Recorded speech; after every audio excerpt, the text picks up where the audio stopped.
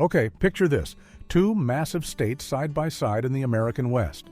Both are stunning, both are sparsely populated, and both are a little wild. But here's the twist.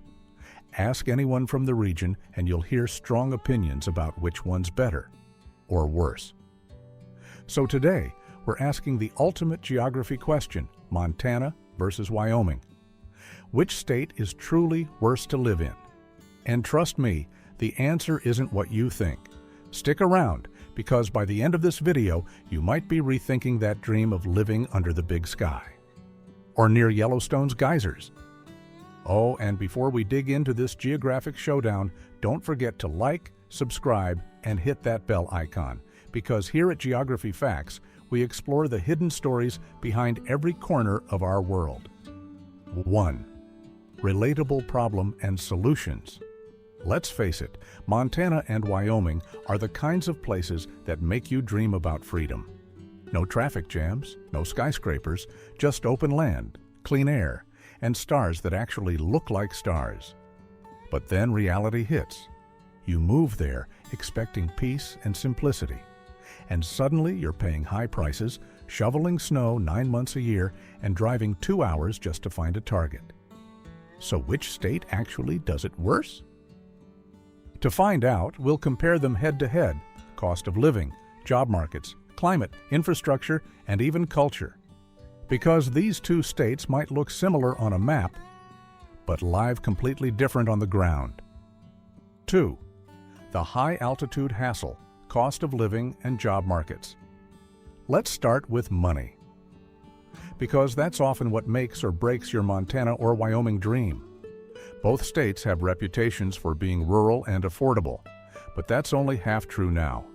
Montana, especially towns like Bozeman, Missoula, and Whitefish, has seen real estate prices explode. The median home price in Bozeman? Around $900,000. That's California-level expensive. Why? Because wealthy remote workers and retirees have flooded in since 2020, driving up costs and pushing out locals. Meanwhile, wages haven't kept up. The average salary in Montana sits around $55,000 a year, which means even middle-class families are struggling to buy homes. Now, jump south to Wyoming, and things look a little different. Housing is cheaper overall, especially in cities like Casper or Gillette. But there's a catch. The job market is even smaller. Wyoming has one of the smallest economies in the U.S., heavily tied to energy, mining, and tourism. So unless you're working in oil, coal, or Yellowstone National Park, finding stable, high-paying work can be tough. So if you're moving for affordability, Wyoming wins the housing battle. But if you want job diversity, Montana has a slight edge. 3. Weathering the storm, climate, and natural disasters.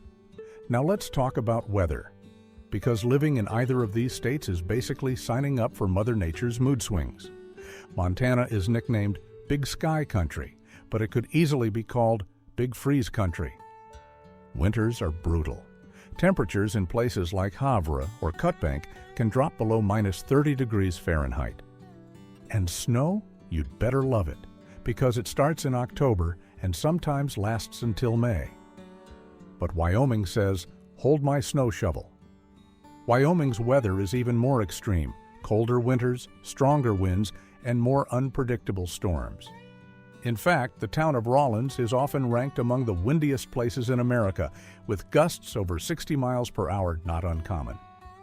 And while Montana faces massive wildfires in summer, Wyoming deals with droughts and dust storms. Oh, and both states share another threat: Yellowstone's supervolcano. Yes, that's right, a supervolcano sitting underneath Wyoming and parts of Montana. Scientists say it's unlikely to erupt anytime soon. But if it does, well, we'll all have bigger problems than housing costs. So when it comes to weather, if you hate wind, avoid Wyoming. If you hate snow and fire season, avoid Montana. Your move. 4. Isolation nation, infrastructure, healthcare, and connectivity. One of the biggest downsides to living in either state? Isolation. Montana and Wyoming are among the least populated states in America. both with just over 1 million people combined. That means fewer hospitals, fewer airports, and long, lonely drives. In Montana, the average commute between small towns can be 50 miles or more. Some counties don't even have a full-time doctor. Rural healthcare access is a major problem, with hospitals closing in several counties due to funding issues. But Wyoming? It's even more spread out. The entire state has only about 580,000 people. That's fewer than some U.S. suburbs. So if you love peace and quiet, great. But if you need specialized health care or even decent cell service, you might be out of luck. And internet?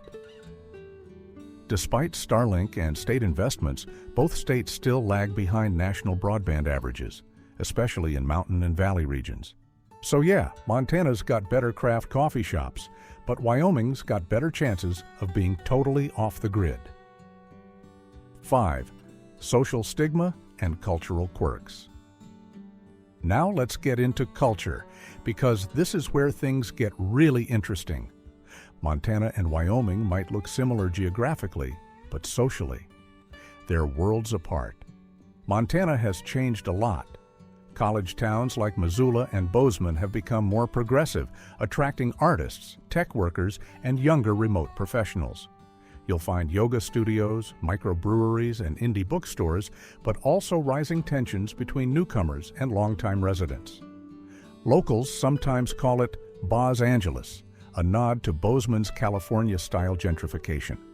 Wyoming, on the other hand, stays true to its rugged, conservative, Old West identity.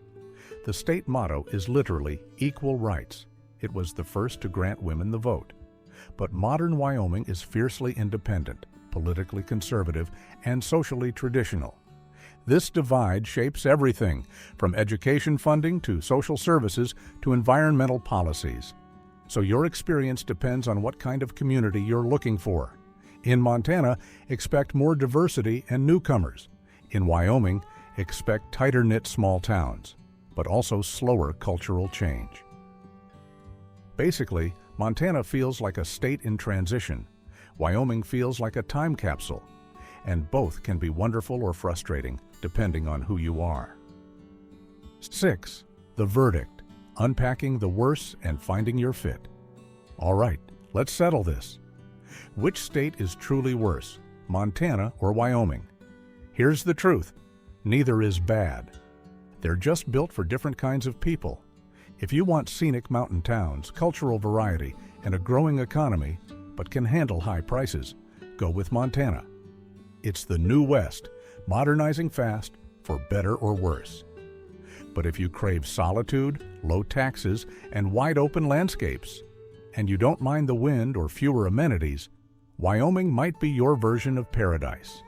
So maybe the question isn't which state is worse. Maybe it's which state challenges you more and rewards you most when you adapt. The wow-worthy ending. Here's a jaw-dropper for you. Even though Wyoming is the least populated state in the U.S., it has more millionaires per capita than Montana. Yet Montana's population is growing almost 5 times faster. One state is holding tight to its quiet roots. The other is transforming right before our eyes. So what do you think? Which would you choose, the windy wilds of Wyoming or the booming mountains of Montana? Drop your answer in the comments. I'm dying to see where you stand.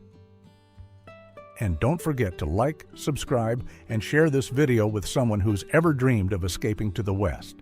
Because geography isn't just about maps, it's about how we live, where we live, and what that says about us.